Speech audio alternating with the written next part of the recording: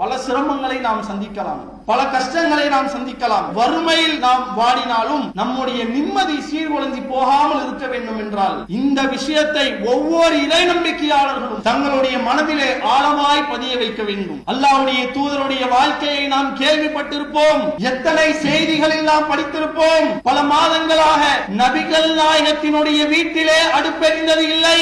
போர்க்களங்களில் பசியின் காரணமாக வயிற்றிலே கற்களை கட்டி சுற்றி கொண்டிருந்தார்கள். சதகாவுடைய பொருட்கள் என்பது நபிகள் நாயகத்திற்கு ஹராம். பேரிச்சம்பழங்கள் அல்லாஹ்வுடைய தூதருடைய பல நாள் உணவாக இருந்தது. இவ்வளவு ஏழ்மையில் நபிகளார் வாடிய போதும் அவர்களை போன்ற ஒரு நிம்மதியான வாழ்க்கையை உலகத்தில் எந்த ஒரு இறை நம்பிக்கையாளனும் வாழவே முடியாது என்ற அளவுக்கு ரசூலுல்லாஹ் நிம்மதியாக இருந்திருக்கிறார். எப்படி? இந்த உலகம் என்பது எனக்கான உலகம் அல்ல, இந்த உலகத்தில் நான் ஒரு வழிப்போக்கனை போன்று தான் வாழ வேண்டும். இந்த உலகம் என்பது எனக்கான சிறைச்சாலை தான், மறுமைதான் என்னுடைய வாழ்க்கை. அதை தன்னுடைய மனதிலே ஆழமாக பதிய வைத்திருந்தார்கள். இப்படித்தான் எல்லா இறை நம்பிக்கையாளர்களும் இருக்க வேண்டும். மறுமைதான் நமக்கான உலகம். வல் ஆகிரத்து கைரு வ அப்கா, மறுமைதான் சிறந்தது, மறுமைதான் நிலையான வாழ்க்கை என்பதை நம்முடைய மனதில் ஆழமாக பதிய வைத்து விட்டால் நம்மை போன்ற ஒரு நிம்மதியான வாழ்க்கையை உலகத்தில் இருக்கக்கூடிய கோடீஸ்வரர்களால் கூட வாழ முடியாது. அன்பிற்கும் பாசத்திற்கும் உரிய எல்லாம் அல்ல அல்லாஹ்வின் நல்லடியார்களே, அன்பு சகோதர சகோதரிகளே, அண்ட சராசரத்தை படைத்து அதை பாதுகாத்து பராமரித்து பரிபாலித்துக் கொண்டிருக்கும் படைப்பாளனாகிய அல்லாஹ்வுக்கே புகழ் அனைத்தும் குறித்தாகுமாக. அவனுடைய அன்பும் அருளும் கருணையும் காதலும் நம்மவர் அனைவரின் மீதும், நம்முடைய குடும்பத்தார், உற்றார் உறவினர்கள், நண்பர்கள், ஒட்டுமொத்த இறை நம்பிக்கையாளர்கள் மீதும் எல்லா நேரங்களிலும் எல்லா நிலைகளிலும் பொழியப்பட வேண்டும் என்ற பிரார்த்தனையோடு என்னுடைய உரையை நான் ஆரம்பம் செய்கின்றேன். அன்பார்ந்த அல்லாஹ்வின் நல்லடியார்களே, இந்த உலகத்தில் வாழக்கூடிய ஒவ்வொரு மனிதனும் தன்னுடைய அன்றாட வாழ்க்கையில் ஏராளமான இலக்குகள், நோக்கங்களை வைத்து பயணித்துக் கொண்டு இருக்கிறான். எந்த ஒரு நோக்கத்தை நாம் எடுத்துக்கொண்டாலும் அதனுடைய பின்னணியில் பொருளாதாரத்தை சம்பாதிப்பதாகத்தான் இருக்கும். உதாரணமாக, ஒருவன் அதிகமான படிப்பை நான் படிக்க வேண்டும், படித்து ஒரு பெரிய ஆளாக ஆக வேண்டும் என்பதை தன்னுடைய இலக்காக வைத்து பயணிப்பான் என்றால் எதற்காக படிக்க வேண்டும் என்று ஆசைப்படுகிறான்? நன்கு படித்தால் நல்ல வேலை கிடைக்கும், நல்ல வேலை கிடைத்தால் அதிகமான பொருளாதாரத்தை நாம் சம்பாதிக்கலாம் என்று செல்வத்தை ஒரு நோக்கமாக வைத்துத்தான் அதிகமாக படிக்க வேண்டும் என்று எண்ணுகிறான். இப்படி எந்த ஒரு காரியத்தை நீங்கள் எடுத்துக்கொண்டாலும் அதனுடைய பின்னணியில் பொருளாதாரத்தை திரட்டுவதாகத்தான் வந்து நிற்கும். ஏன், எதற்காக மனிதர்கள் பொருளாதாரத்தை திரட்டுவதற்கு இவ்வளவு ஆர்வப்படுகிறார்கள்? வேலைக்கு போனாலும் அங்க அதிகமா சம்பாதிக்கணும் என்பதுதான் நோக்கமா இருக்கும். எந்த வேலையில அதிகமான பொருளாதாரம் நமக்கு கிடைக்குதோ அந்த வேலையை நோக்கி தேடி போவாங்க. இப்படி ஒவ்வொரு நாளும் மனிதன் காலையிலிருந்து இரவில் கண் மூடுகின்ற வரை உழைக்கிறான் என்றால் பொருளாதாரத்துக்காகத்தான் இவ்வளவு உழைப்புகள். இந்த அளவிற்கு பொருளாதாரத்திற்கு முக்கியத்துவம் கொடுப்பதற்கான காரணம் என்னவென்று சொன்னால், மனிதனுடைய சிந்தனை எப்படி அமைந்திருக்கிறது? பொருளாதாரம் இருந்தால் போதும், செல்வம் இருந்தால் போதும், இந்த உலகத்தில் நாம் நிம்மதியாய் வாழ்ந்து விடலாம் என்று நிம்மதியை பொருளாதாரத்தின் மூலம் மனிதர்களாகிய நாம் தேடிக்கொண்டு இருக்கிறோம். அல்லாஹ் தன்னுடைய திருமறை குர்ஆனிலே இதை பற்றி சொல்லி காட்டும் பொழுது மனிதனுடைய சிந்தனையை பற்றி அல்லாஹ் சொல்றான். மனிதன் எப்படி சிந்திக்கிறான் தெரியுமா? யஹ்சபு அன்ன மாலஹு அஹ்லதாம், அதிகமான பொருளாதாரத்தை சம்பாதித்து விட்டால் போதும், இந்த உலகத்தில் மகிழ்ச்சியாய் நாம் வாழ்ந்து விடலாம், நிம்மதியாய் நாம் இருந்து விடலாம் என்று மனிதர்கள் சிந்திப்பதாக அல்லாஹ் சொல்லி காட்டுகிறான். காசு இருந்தா போதும், இந்த உலகத்திலேயே நிரந்தரமா நம்ம இருந்திடலாம், நிம்மதியாக நாம் வாழ்ந்து விடலாம் என்பது மனிதனுடைய சிந்தனையாகவே இருக்கிறது. அல்லாஹ் திருமறை குர்ஆனிலே சொல்லி காட்டுகிறான். அப்படித்தானே நம்முடைய வாழ்க்கை இருக்குது. பொருளாதாரம் இருந்து விட்டால் போதும், நமக்கு சந்தோஷமான ஒரு வாழ்க்கை கிடைச்சிடும், நிம்மதியான ஒரு வாழ்வு கிடைத்துவிடும் என்று நாம் நினைக்கிறோம். அதனால் அளவே இல்லாமல் பொருளாதாரத்தை நாம் நேசிக்கிறோம். இறைவன் மற்றொரு இடத்திலே சொல்லி காட்டும் பொழுது வதுஹிப்பூனல் மால ஹுப்பன் ஜம்மாம், மிக கடுமையாக வல்லவா நீங்கள் செல்வத்தை நேசிக்கிறீர்கள். அல்லாஹ் பயன்படுத்துற வார்த்தையை பாருங்க, ரொம்ப கடுமையாக நீங்க பொருளாதாரத்தை நேசிக்கிறீங்க. அல்லாஹ் நம்மை பார்த்து பேசுகிறான். உங்களுடைய நேசத்திற்கு ஒரு அளவே இல்லாமல் சென்று கொண்டிருக்கிறது.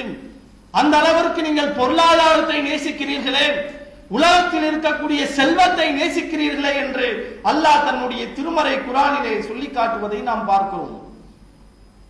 எந்த ஒரு காரியத்தை எடுத்துக்கொண்டாலும் ஒரே மணி மைண்டட் தான். உதாரணத்திற்கு பெற்றோர்கள் தங்களுடைய பிள்ளைகளுக்கு மாப்பிள்ளை பார்க்க ஆரம்பிக்கிறாங்க. பெண் பிள்ளைகளுக்கு எப்படி மாப்பிள்ளையை தேடுவாங்க? நிறைய சம்பாதிக்கிற மாப்பிள்ளையா இருக்கணும், ஒரு சொந்த வீடு இருக்கிற மாப்பிள்ளையா இருக்கணும், நிறைய படிச்சிருக்கிற மாப்பிள்ளையா இருக்கணும், என் பிள்ளைய வச்சு நல்லா காப்பாத்துற, அவளுக்கு தேவையானது எல்லாம் வாங்கி தர ஒரு மாப்பிள்ளையா இருக்கணும் என்று பொருளாதாரத்தை தான் முதன்மைப்படுத்துவார்களே தவிர, மாப்பிள்ளை இடத்துல மார்க்கம் இருக்கிறதாம், வணக்கசாலியாக அவர் இருக்கிறாராம், கரெக்டா தொழுகிறாராம், மார்க்கத்தில் செய்ய வேண்டிய நற்காரியங்களுக்கு அவர் அதிகம் ஈடுபாடு காட்டுகிறாராம் என்று மார்க்கத்தை யாராவது முதன்மைப்படுத்துகிறார்களாம்? இல்லை, பொருளாதாரத்தை தான் முதன்மைப்படுத்துவார்கள். காரணம், மனிதர்கள் பொருளாதாரத்தை மிக கடுமையாக நேசிக்கிறார்கள். மாப்பிள்ளை வெளிநாட்டுல வேலை பார்க்கிறவங்களா இருக்கணும். அதிகமான ஊர்களில் இது ஒரு வழக்கமாவே இருக்கு. வெளிநாட்டுக்கு போய் ஒரு வருஷம் அவங்க எதையாவது வேலை பார்த்துட்டு வந்தாதான் பொண்ணையே கொடுப்பாங்க. பெருக்கிற வேலையா இருந்தாலும் பிரச்சனை கிடையாது, வெளிநாட்டுக்கு போயிட்டு வந்திருக்கணும். பயணம் பண்ணியிருக்காங்களா, சவுதிக்கு போயிருக்காங்களா, துபாய்க்கு போயிருக்காங்களா, உங்க பிள்ளைக்கு தான் நான் என் பொண்ணை கொடுப்பேன். இப்படித்தான் இன்றைய மக்களுடைய மனநிலை சென்று கொண்டிருக்கிறது. ஏன்? பொருளாதாரத்தில் தான் நிம்மதி, செல்வத்தில் தான் நிம்மதி இருக்கிறது என்ற ஒரு தவறான புரிதல் மனிதர்களுக்கு மத்தியில் இருக்கிறது. இளமை பருவத்தில் இருப்பார், பொருளாதாரம் இருக்காது, ஆனால் நிறைய ஆசைகள் இருக்கும். அப்படி வாழணும், இப்படி வாழணும், அங்க போகணும், இங்க போகணும், இப்படி நம்ம சந்தோஷமா வாழணும்னா நம்ம என்ன செய்யணும்? நமக்கு காசு வேணும். உள்ளூர்ல வேலை பார்ப்பாரு, அந்த அளவுக்கு பொருளாதாரம் கிடைக்காது. நம்ம வெளிநாட்டுக்கு போகலாம், அங்க போனா அதிகமான செல்வத்தை நாம் சம்பாதித்து விடலாம் என்ற நோக்கத்திலே வெளிநாட்டிற்கு செல்வார். தன்னுடைய வாழ்நாளில் முக்கால்வாசி காலங்களை வெளிநாட்டிலே செலவழிப்பார். 20 வருஷம் 30 வருஷம் நல்லா உழைச்சி அதிகமான பொருளாதாரத்தை சம்பாதிச்சிருவார். அதுல மாற்று கருத்து இல்லை, கை நிறைய காசு இருக்கும். ஆனால் அந்த வெளிநாட்டிலே அவர் வாழும் பொழுது எவ்வளவு சிரமங்களை சந்தித்திருப்பார். அவங்களுடைய வாப்பா மரணிச்சிருப்பாங்க, வாப்பாவுடைய மரணத்திற்கு கூட வர முடியாத சூழல் ஏற்படும். என்ன பெத்தெடுத்த வாப்பாவுக்கு ஜனாசா தொழுவ கூட என்னால வைக்க முடியலையே, கவலை. அவர் மரணிக்கின்ற வரை அவருக்கு அந்த கவலை இருக்கும். வேலை பார்த்து கொண்டிருக்கும் பொழுது அவங்களுடைய தாயார் மரணித்திருக்கலாம். என்னுடைய தாயாரின் மரண தருவாயில் கூட அவரோடு என்னால் இருக்க முடியவில்லையே, கவலை இருக்கும். கை நிறைய காசு இருக்கு, ஆனால் நிம்மதி இருக்கிறதா? தன்னுடைய தாய் நாட்டுக்கு திரும்ப வருவாங்க, கையில இருக்கிற காசை வச்சு சந்தோஷமா வாழலாம்னு நினைப்பாங்க. ஆனால் அவர் நினைத்ததை போன்று வாழ்வதற்கு ஆற்றல் அவரிடத்துல இருக்காது, திடகாத்திரம் இருக்காது, வயசாகி போயிருக்கும். ஒரு சின்ன ஸ்வீட்டு சாப்பிடலாம் நினைச்சா கூட உங்களுக்கு சுகர் இருக்கு, சாப்பிடக்கூடாதுன்றவாங்க. என்னடா இது கொடுமை. ஒரு காலத்துல நம்ம கிட்ட காசு இல்ல, நல்ல ஒரு திடகாத்திரமா இருந்தோம், ஆற்றல் இருந்தது, இளமை பருவம் இருந்தது. இப்பொழுது நம்மிடத்தில் அதிகமான பொருளாதாரம் இருக்கிறது, அதை வைத்து சந்தோஷமாக வாழ்வதற்கு நம்ம கிட்ட திடகாத்திரம் இல்லையே, ஆற்றல் இல்லையே, வலிமை இல்லையே, கவலைப்படுவார். நிம்மதி சீர் உடைஞ்சு போகும். இதிலிருந்து நமக்கு கிடைக்கக்கூடிய படிப்பினை என்ன? பொருளாதாரத்தில் தான் நிம்மதி இருக்கிறது என்று யாரெல்லாம் நினைப்பார்களோ அது மிகவும் தவறான சிந்தனை என்பதை நாம் விளங்கிக் கொள்ளலாம். இதற்கு ஒரு மிகப்பெரிய உதாரணம் யார் தெரியுமா? அல்லாஹ்வுடைய தூதர் ஸல்லல்லாஹு அலைஹி வஸல்லம் அவர்கள். அல்லாஹ்வுடைய தூதர் எந்த அளவிற்கு ஏழ்மையில் வாடி இருக்கிறார்கள் என்பதை எல்லாம் நாம் கேள்விப்பட்டிருப்போம். உதாரணத்திற்கு ஒரே ஒரு சம்பவத்தை நான் தெளிவுபடுத்துகிறேன். ஒரு நாள் உமர் இப்னுல் கத்தாப் ரலியல்லாஹு அன்ஹு அவர்கள் நபிகளாரை பார்ப்பதற்காக போறாங்க. அந்த நேரத்தில் அல்லாஹ்வுடைய தூதருடைய அறைக்குள் செல்லும் பொழுது அவங்களுடைய அறையை அப்படியே சுற்றி உற்று நோக்கு பார்க்கிறாங்க.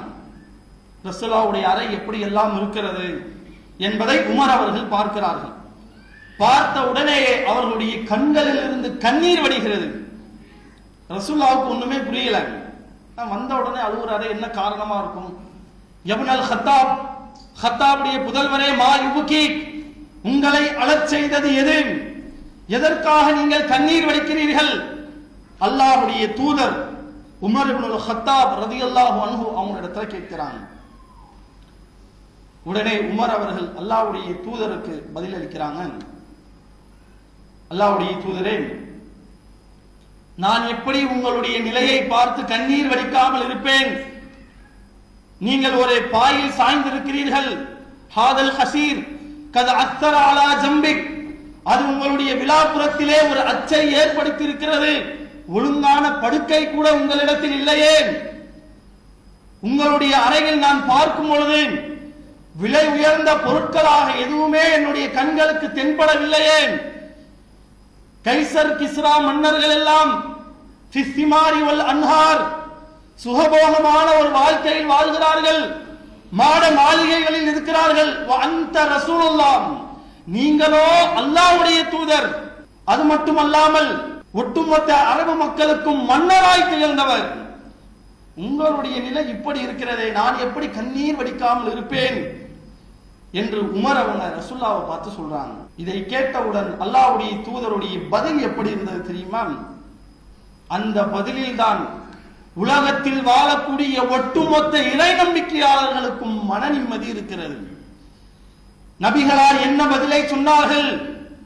யப்னல் ஹத்தாப், ஹத்தாபுடைய புதல்வரே, அமா தருதா அன் தகூன லனல் ஆகிரா வ லஹுமுத் துன்யா, அவர்களுக்கெல்லாம் இந்த உலக வாழ்வுதான் நம்முடைய வாழ்க்கை, நாளை மறுமைதான் என்பது உனக்கு நிம்மதியை கொடுக்கலையா? அதை நீ புரிந்து கொள்ளவில்லையா? அல்லாஹ்வுடைய தூதர் கேட்கிறார்கள். ஏன்பா கவலைப்படுறான்? எதற்காக கண்ணீர் வடிக்கிறாய்? அவர்களுக்கெல்லாம் இந்த உலகம்தான் வாழ்க்கை, நம்முடைய வாழ்க்கை நாளை மறுமை அல்லவா? அந்த மறுமையில் உள்ள வெற்றிதான் நம்முடைய வாழ்க்கை அல்லவா என்பது உனக்கு நிம்மதியை கொடுக்கலையா? இந்த விஷயத்தை ஒவ்வொரு இறை நம்பிக்கையாளர்களும் தங்களுடைய மனதிலே ஆழமாய் பதிய வைக்க வேண்டும். அல்லாஹ்வுடைய தூதருடைய வாழ்க்கையை நாம் கேள்விப்பட்டிருப்போம், எத்தனை செய்திகளில் நாம் படித்திருப்போம். பல மாதங்களாக நபிகள் நாயகத்தினுடைய வீட்டிலே அடுப்பெரிந்தது இல்லை. போர்க்களங்களில் பசியின் காரணமாக வயிற்றிலே கற்களை கட்டி சுற்றி கொண்டிருந்தார்கள். சதகாவுடைய பொருட்கள் என்பது நபிகள் நாயகத்திற்கு ஹராம், தடை செய்யப்பட்டது. அன்பளிப்பாக யாராவது ஏதாவது உணவுப் பொருட்களை கொடுத்தால்தான் அல்லாஹ்வுடைய தூதர் அதை உண்பார்கள். நம்மளுடைய வாழ்க்கை எடுத்து பாருங்க. ஒரு வாரத்துல 2 நாள் 3 நாள் 4 நாள் வீட்டுல நான்வெஜ் இல்லைன்னா அந்த வாரமே நமக்கு வெறுத்து போயிடும். அதுவும் சாம்பார் ரசம்லாம் கேட்டா என்னடா வீட்டுக்கே வர வேண்டாம் அப்படின்ற சிந்தனை எல்லாம் நமக்கு வந்துடும். ஆனால் 2 மாதங்களுக்கு மேலாக ரசூலுல்லாஹ் வீட்டில் அடுப்பெரிந்ததே இல்லை. எதை சாப்பிட்டிருப்பாங்க? பேரிச்சம்பழங்கள் அல்லாஹ்வுடைய தூதருடைய பல நாள் உணவாக இருந்தது. ரமலான் மாசத்துல தான் நம்ம தொட்டு பார்த்திருப்போம். இஃப்தாருடைய நேரத்துல பேரிச்சம்பழத்தை உண்டு ஆரம்பிப்பது என்பது ஒரு வழிமுறையாக இருக்கிறது, சுன்னத்தா இருக்குது.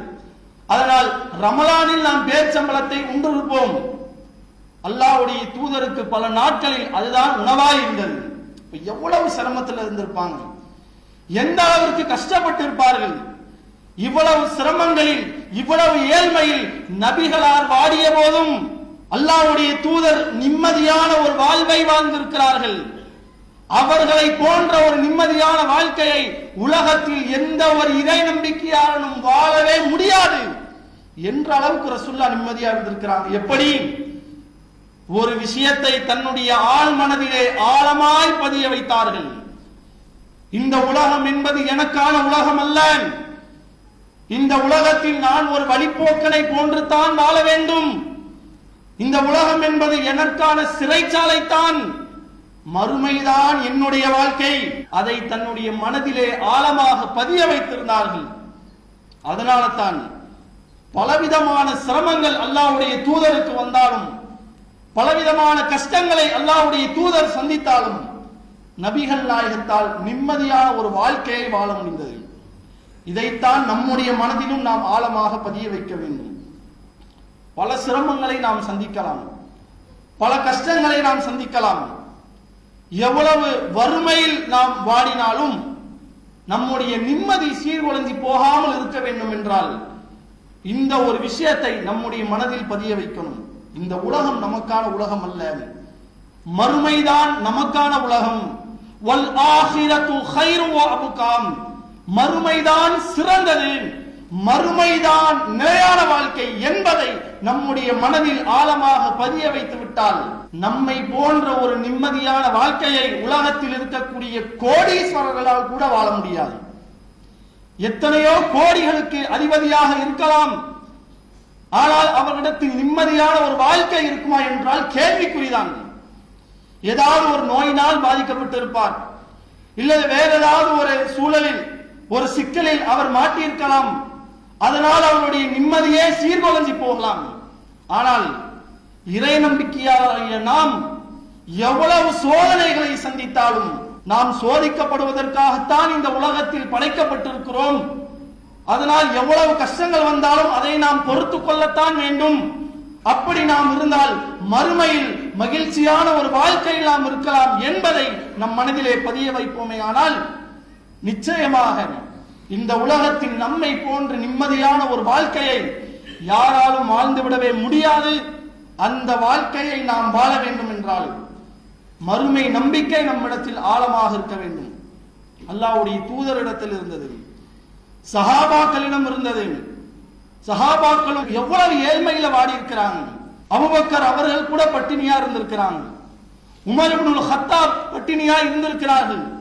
இப்படி சஹாபாக்கள் பசி பட்டினியால் வாடினாலும் அவர்களிடத்திலும் நிம்மதி இருந்ததற்கான காரணம் மறுமைதான் எங்களுக்குரிய வாழ்க்கை என்பதை அவர்கள் தங்களுடைய மனதிலே பதிய வைத்தார்கள். இப்படித்தான் எல்லா இறை நம்பிக்கையாளர்களும் இருக்க வேண்டும். அல்லாஹ்வுடைய தூதர் அவர்கள் சொல்லி காட்டுகிறார்கள், இந்த உலக வாழ்க்கை என்பது சிஜ்னுல் முஃமினீன், இறை நம்பிக்கையாளர்களுக்குரிய ஒரு சிறைச்சாலை தான். ஜெயில போனா நம்ம நினைச்ச மாதிரி இருக்கணும்னு இருக்க முடியுமா? நினைச்ச நேரத்துல தூங்கணும்னாலும் தூங்க முடியாது, நினைச்ச நேரத்துல சாப்பிடணும்னாலும் சாப்பிட முடியாது. அவங்க அதற்குன்னு ஒரு டைம் நேரத்தை வச்சிருப்பாங்க. அந்தந்த நேரங்களில் எந்தெந்த வேலைகளை நாம் செய்ய முடியுமோ அதைத்தான் செய்ய வேண்டும். அதே மாதிரிதான் இந்த உலக வாழ்க்கையும். இந்த உலகத்தில் நாம் எப்படி வாழ வேண்டும், நாம் எப்படி இருக்க வேண்டும் என்பதை அல்லாஹ் நமக்கு சொல்லி இருக்கிறான். அவ்வளவுதான் வித்தியாசம். அல்லாஹ் நமக்கு காட்டி தந்த அடிப்படையில் இந்த உலகத்தில் நாம் வாழ்வோமே ஆனால் நிச்சயமாக ஒரு நிம்மதியான ஒரு வாழ்க்கையை நாம் வாழ முடியும். இந்த உலகத்திலும் நிம்மதியாக நாம் இருக்கலாம், நாளை மறுமையிலும் நிம்மதியாக நாம் இருக்கலாம். அப்படி நாம் இருப்பதற்கு மறுமை நம்பிக்கையை நம்முடைய மனதில் நாம் ஆழமாக பதிய வைக்க வேண்டும்.